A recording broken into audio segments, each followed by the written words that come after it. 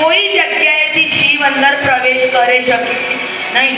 એવું ભૃગુ ઋષિને બનાવ્યું અને એવું દર્પણ પણ બનાવ્યું કે કોઈ નકલી રૂપ ધારણ કરીને આવે તો એ અરીસા આગળ આવે ને તો એનું અસલ રૂપ દેખાય. એવું પણ નિર્માણ એને કર્યું હતું. પછી એવું બન્યું કે જેને કુદરતને મંજૂર હોય ને એ બે હાથવાળાનું રોકેલું રહે નહીં. એ જેને રોકવા માંગતો હતો ને એને પહેલેથી જ એને અંદર સ્થાપિત કરેલા હતા. ભલે અપમાનિત રૂપે પણ અંદર સ્થાપિત કર્યા હતા. હવે સતી જ્યારે વરમાળા લઈને આવે ને ત્યારે મનમાં એમ કે મારા મનની અંદર જેની આરાધના મેં કર્યું છે, મારી શ્વાસોશ્વાસમાં જે વસેલા છે, આ વરમાળા એના ગળામાં જાય. સતીના હાથમાંથી સ્વયં માળા ગઈ અને જ્યાં શિવની પ્રતિમા હતી એ મારા શિવને વળી. એટલે બધી બાજુ જય જયકાર થવા લાગ્યો. ધન્ય હો શિવના ગાંધર્વ વિવાહ થયા. સતી જોડે એમના ગાંધર્વ વિવાહ થયા. કેવી રીતના? કારણ કે શિવ સ્વયં હાજર નથી, એમની પ્રતિમા રૂપે માં સતી શિવનું વરણ કર્યું છે હે ને. એટલે માં સતીના વિવાહ થયા. દક્ષ પ્રજાપતિ બહુ ક્રોધે ભરાયો કે મેં જેને બોલાયો નથી એ અંદર કેવી રીતે આવે, આ વિવાહને હું માન્યતા આપીશ નહીં. એના બ્રહ્મા એના પિતા એને બહુ સમજાવે છે કે આ મારું અને તારું નક્કી કરેલું નથી. તું કેમ ભૂલી જાય છે કે તે કઠોર પ્રતિજ્ઞા કરી અને માં સતીનું આહ્વાન કરી સતી પુત્રી રૂપે માંગ્યા હતા. તું કેમ આ બધું ભૂલી જાય છે? પણ દક્ષ એ અહંકારનું પ્રતીક છે.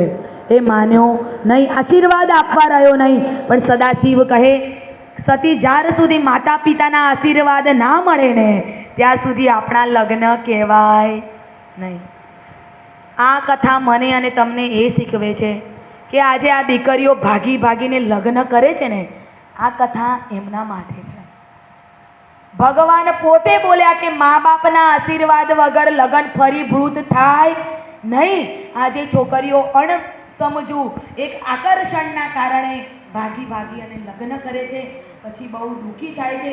તો એ દીકરીઓને નમ્ર વિનંતી છે કે પોતાના મા બાપને કન્યાદાનનું કરવા માટે તમે સૌભાગ્ય આપજો. તમે એમના ઘરમાં દીકરી થઈને આવ્યા છો ને તો માતા પિતાને કન્યાદાનનું સૌભાગ્ય આપજો.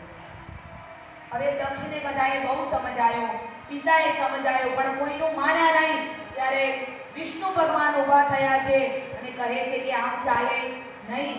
શિવના ગાંધર્વ વિવાહ થઈ ગયા, તારે માન્યતા આપવી જ રહી. પછી તો એ દક્ષ માને નહીં. એને એવું કીધું કે હા પ્રભુ, હું માન્યતા આપું, પણ વિકટ સમયે તમારે મારો સાથ આપવો પડશે, મને વરદાન આપો. દક્ષ એમ કઈ માને એવો થોડો વરદાન લીધું ભગવાન પાસે. વિષ્ણુએ કીધું તથાસ્તુ, તારી જરૂર પડશે કે હું તને મદદ કરીશ. આમ સતી અને શિવના વિવાહ સંપન્ન થયા. બધા કૈલાસમાં ગયા. હવે એકવાર સતી અને શિવ દંડાકાર્ય રણમાં જ્યાં રામચરિત્ર ઋષિ મુનિઓ સાંભળતા હતા ત્યાં શિવજી પોતે રામચરિત્ર સાંભળવા ગયા ને માં સતીને સાથે લઈને ગયા. વિચાર કરો, જ્યાં રામના ગુણ ગવાતા હોય ને ત્યાં સ્વયં ભોળાનાથ પણ હાજર થાય. તો આજે તો આપણે એમના જ ગુણગાન ગાઈ રહ્યા છીએ. તો એ શિવત્વની કૃપા આપણા ઉપર સદા વરસે. શિવ સદા રામના ગુણ સાંભળવા માટે ગયા છે. ત્યાં સાંભળી અને બંને પાછા ફર્યા છે. ત્યાં જોવે છે કે આ રણમાં રામચંદ્ર ભગવાન પોતાની લીલા કરી રહ્યા છે. સીતાની શોધમાં આમ તેમ ફરી રહ્યા છે. કોઈ વૃક્ષ મળે તો વૃક્ષને પૂછે છે કે મારા સીતાને તમે જોઈ? આ રામ ભગવાન લીલા કરી રહ્યા છે. કોઈ પશુ પંખી મળે તો પૂછે મારી સીતાને તમે જોઈ છે?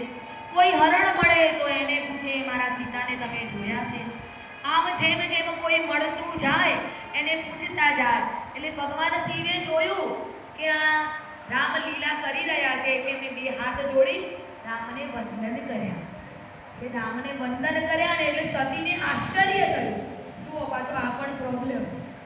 આપણા ઘરવાળા મોટા હોય ને કદાચ બોલે તું કે બીજા નવી જાય તો કે એનો તકલીફ. તમે કેમ બોલ્યા?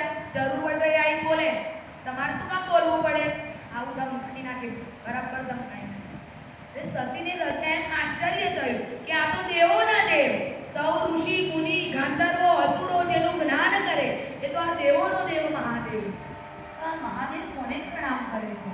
તો જોયું કે સામાન્ય રૂપમાં ભગવાન રામચંદ્ર ભગવાન લીલા કરી રહ્યા હતા. એમને જોઈ કે આની આ એક સામાન્ય માણસને ભગવાન કેમ પગે લાગે છે? એ મનુષ્યના રૂપમાં ભગવાન લીલા કરી રહ્યા હતા. એક સ્ત્રી પાછળ આટલો બધો વિલાપ કરે એ કઈ ભગવાન હોય નહીં. સતીના મનમાં એમ થયું. પણ આપણે કાલનો શ્રાપ યાદ રાખવાનો. નારદજીએ શ્રાપ આપ્યો તો ને ભગવાનને, જેવું તમે મને સ્ત્રી વિયોગમાં દુઃખ આપ્યું છે એવું તમને પણ મળશે, અને ભગવાને સ્વેચ્છે સ્વીકારી લીધું છે.